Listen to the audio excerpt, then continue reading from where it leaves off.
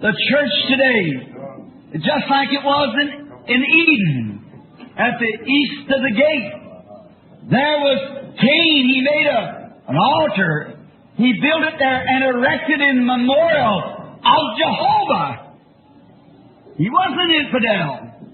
He made the altar and in commemoration of Jehovah and put a sacrifice on it and laid himself on the altar and called out to God. And God refused his calling out because it didn't have the right sound. There was nothing there to cry out that was dying. There was nothing, no death to appease him. That sin had to be paid for by death. The day you eat thereof, that day you die. And he put flowers and made it pretty.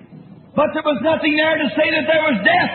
And from the altar of Abel came the cry of a lamb. There was death to pay the penalty. Blood was being shed.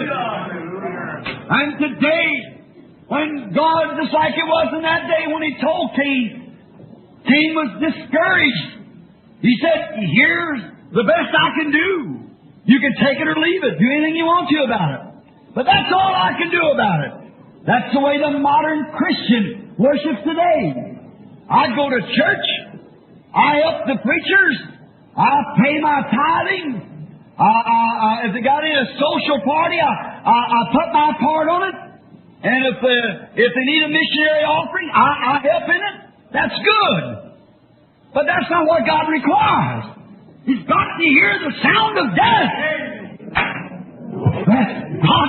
What God wants today is you to die. Die to the things of the world and yourself. Yes, scream, Lord, take me as I am.